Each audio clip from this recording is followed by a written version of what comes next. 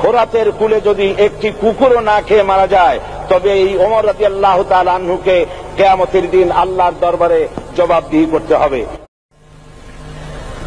আমি এখন মাননীয় সংসদ সদস্য মাওলানা দেলোয়ার হোসেন সাইদী সাহেবকে বক্তব্য রাখার জন্য অনুরোধ জানাচ্ছি। নাহমাদুহু ওয়া নুসাল্লি আলা রাসূলিহিল কারীম ওয়া আলা আলিহি ওয়া আসহাবিহি আজমাইন।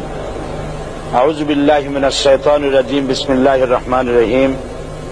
মাননীয় স্পিকার, আপনি এই মহান সংসদের স্পিকার হিসেবে নির্বাচিত হয় আমরা জাতীয় সংসদের পক্ষ থেকে আপনাকে অন্তরের অন্তঃস্থল থেকে মোবারকবাদ জানাচ্ছি।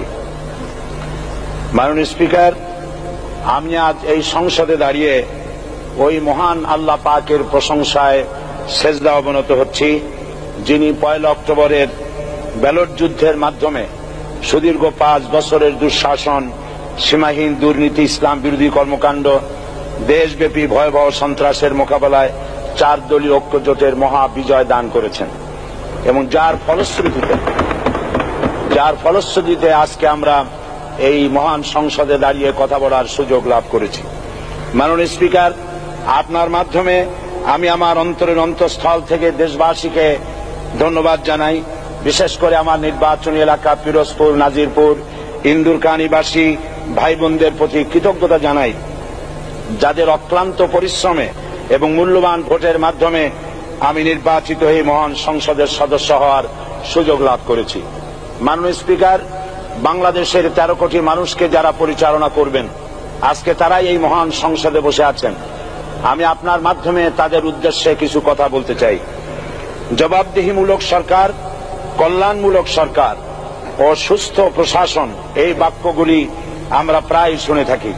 এই বাক্যগুলির অর্থ সরকার স্বৈরাচার নয়, বরং জনগণের কল্যাণে জনগণ নিকট দায়বদ্ধ সরকার, যা আব্রাহাম লিঙ্কনের ভাষায় by the people, for the people, of the পিপুল।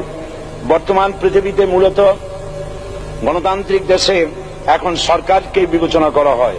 এরূপ সরকারের জনগণের সার্বভৌম ক্ষমতার উৎস হিসেবে বিবেচনা করা হয়, অর্থাৎ সংখ্যাগরিষ্ঠ প্রতিনিধিদের প্রণীত আইনই হল আইন এবং নির্বাচিত হবার পর সরকার হয়ে পড়েন সমগ্র জনগণের, আর বিরোধী দল হয় ছায়া সরকার। মাননীয় স্পিকার, সরকারকে সঠিক পথে পরিচালনার জন্য বিরোধী দলকে অপরিহার্য বিবেচনা করা হয়। বর্তমান গণতান্ত্রিক চেতনা বেশি পুরনো নয়, মানুষ মূলত রাজতান্ত্রিক স্বৈর শাসনের সাথেই বেশি পরিচিত। বস্তুত বর্তমান পৃথিবীতে গণতান্ত্রিক শাসন ব্যবস্থায় জবাবদিহিমূলক, কল্যাণমূলক, স্বচ্ছ প্রশাসনের যে কথাবার্তা আমরা শুনতে পাই, এর প্রথম উপস্থাপক হলেন বিশ্বনবী হযরত মুহাম্মদ রাসূলুল্লাহ সাল্লাল্লাহু আলাইহি ওয়াসাল্লাম। বর্তমান গণতান্ত্রিক ব্যবস্থাপনার সাথে ইসলামের মূল পার্থক্য হল সার্বভৌমত্বের ধারণা নিয়ে। ইসলামের দৃষ্টিতে সার্বভৌমত্বের মালিক জনগণ নয়, মালিক হলেন আল্লাহ রাব্বুল আলামিন। কিন্তু সরকার গঠন ও পরিচালনা জনগণের ইচ্ছার ভিত্তিতে হতে হবে।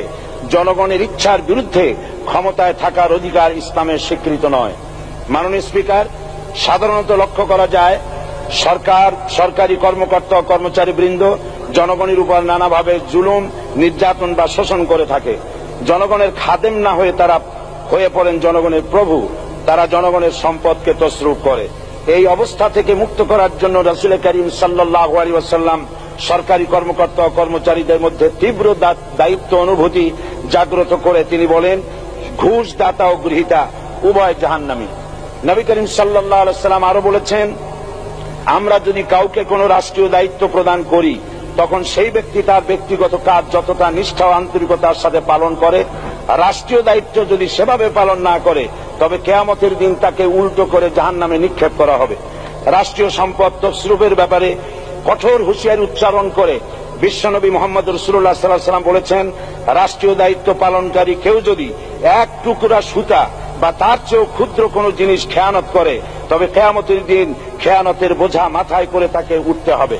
মাননীয় স্পিকার, আল্লাহ রসুল যে সরকার ব্যবস্থা প্রতিষ্ঠা করেছিলেন তা সত্যিকার অর্থে ছিল জনকল্যাণমূলক সরকার। তার সরকারে দায়িত্ব পালনকারী ব্যক্তিবর্গের মধ্যে চরম দায়িত্ব অনুভূতি জাগ্রত করে দেওয়া হয়েছিল। এটা সম্ভব হয়েছিল কেবলমাত্র আখিরাতের তীব্র বিশ্বাস ও মহান আল্লাহর দরবারে জবাবদিহিতার অনুভূতির মাধ্যমে।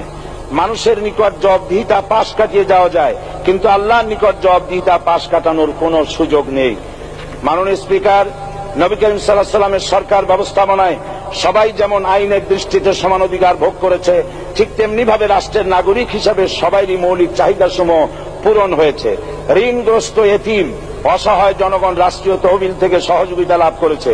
মূলত এটা জনকল্যাণমূলক সরকারের ধারণা বিশ্ববাসী তখনই প্রথম অবলোকন করে। মাননীয় স্পিকার, নবী করিম সাল্লাল্লাহু আলাইহি ওয়াসাল্লাম সরকারি কর্মকর্তাদের বিরুদ্ধে কোনো অভিযোগ পেলে তখনই ব্যবস্থা গ্রহণ করতেন। আইনের চোখে সবাই সমান, এবং এ কারণেই শাসকদের আত্মীয় স্বজন কারো পক্ষে সম্ভব ছিল না জনগণের উপরে জুলুম করা। খলিফা ওমর রাদিয়াল্লাহু তাআলা আনহুর এক ছেলে অপরাধী প্রমাণিত হলে সে দণ্ডভোগ থেকে রেহাই পায়নি, এমনকি এতে তার মৃত্যুদণ্ড হয়েছিল। আবার খলিফা নিজেকে আইনের ঊর্ধ্বে মনে করতেন না, তাই বর্ম চুরির ঘটনায় আলী রাদিয়াল্লাহু তাআলা আনহু কাজীর দরবারে সাধারণ ফরিয়াদির মতো উপস্থিত হন। নিজের ছেলে ও চাকরের সাক্ষী যথেষ্ট না হয় কাজী খলিফার বিপক্ষে রায় দেন। এখানে বিচার বিভাগ ছিল সম্পূর্ণ স্বাধীন এবং শাসন বিভাগের নিকট তার কোনো দায়বদ্ধতা ছিল না। মাননীয় স্পিকার, এসব হলো ইতিহাস। মুসলমান আজ অনুসরণ করতে চায় না তাদের অতীতের গৌরবোজ্জ্বল কর্মপদ্ধতিকে। সে এখন কাফির মুশরিকদের কিরানক স্বার্থ পূজারী আখেরাতে জবাবদিহিতা শূন্য বাগাড়ম্বর এক জাতি। মাননীয় স্পিকার, যে জাতির এক পূর্বসূরি মাথায় আটার বোঝা বহন করে নিয়ে চললেন আর বলে গেলেন মানুষ, আর আজ সেই জাতির দায়িত্বশীলরা জনগণকে অভুক্ত রেখে তাদের মুখের গ্রাসে ভাগ বসায়। জনগণ তাদের নিকট উপস্থিত হলে মনে হয় যেন গোলাম প্রভুর দরবারে উপস্থিত হয়েছে, আর অহেতুক উৎকোচ দাবি করে তাদের উপর জুলুম করছে। আর আল্লাহ পাক জালিমকে কখনোই পছন্দ করেন না।